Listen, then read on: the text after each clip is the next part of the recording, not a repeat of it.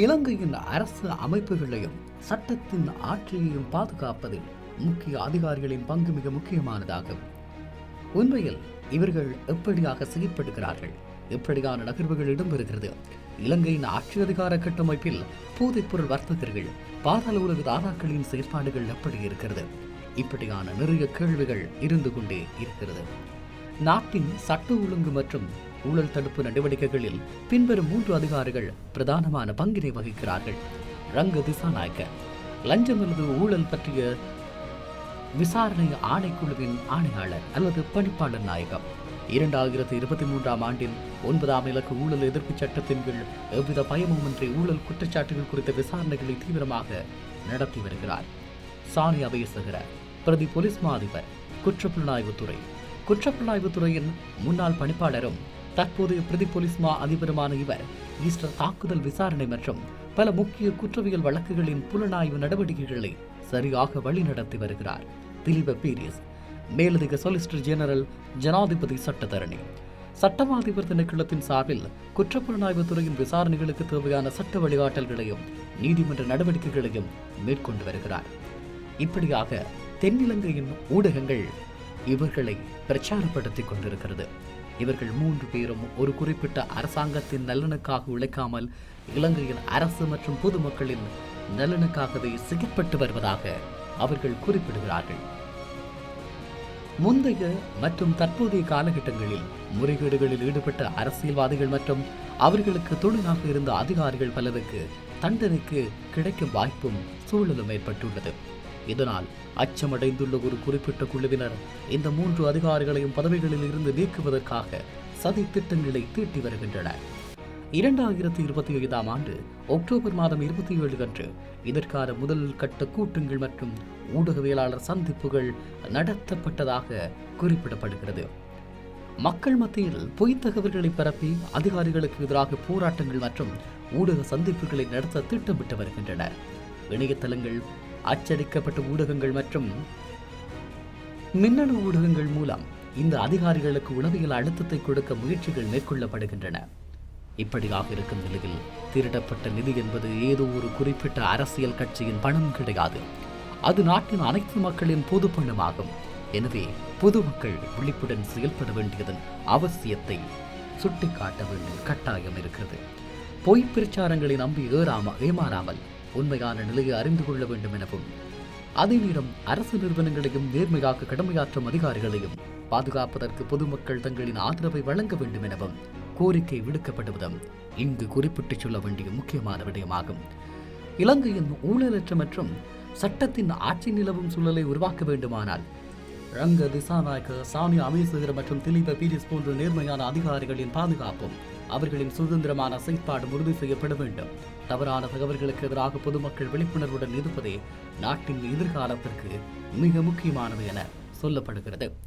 இருந்தாலும் நாட்டின் ஆட்சி கட்டமைப்பில் இவர்களை விடவும் பலமானதாக போதைப்பொருள் கட்டமைப்பு மாறியிருக்கிறதா என்கின்ற கேள்வியும், அவர்களின் அதிகாரம் நாட்டினுடைய அதிகார தொடர்ச்சியில் மிகப்பெரிய அளவில் செல்வாக்கு செலுத்துகிறது என்பதும் இங்கு பேசப்பட வேண்டிய முக்கியமான விடயமாகும்.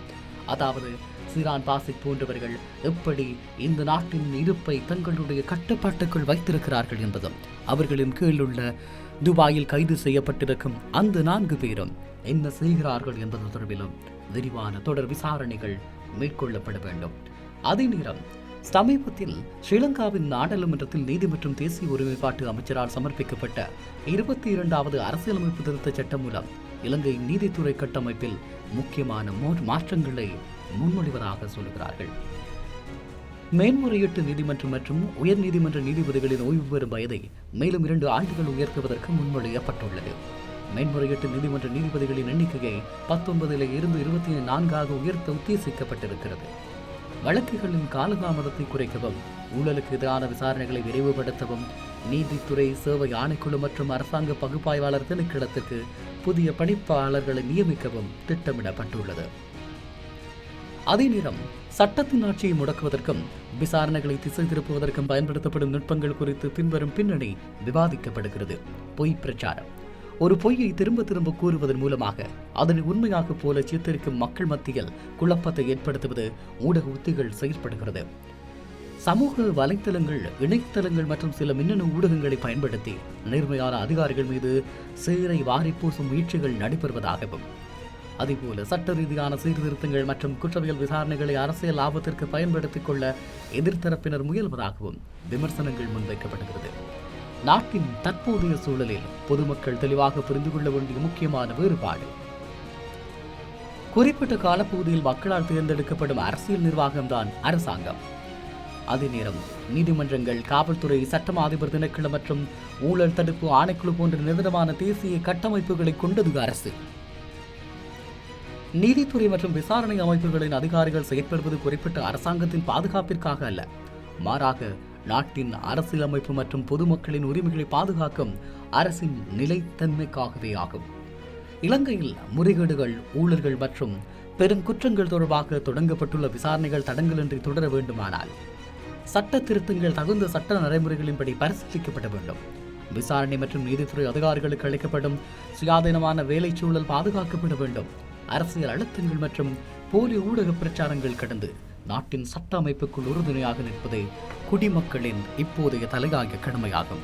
ஆக இப்படியான அதிகாரிகள் செயற்படுகிறார்கள் என்பதும், அதே நேரத்தில் இப்படியான அதிகாரிகளையும் மாற்றும் வல்லமை கொண்டவர்களாக இலங்கையில் பாதாள உலகத்தைச் சேர்ந்தவர்கள் இருக்கிறார்கள் என்பதும் மறுக்க முடியாததாகும்.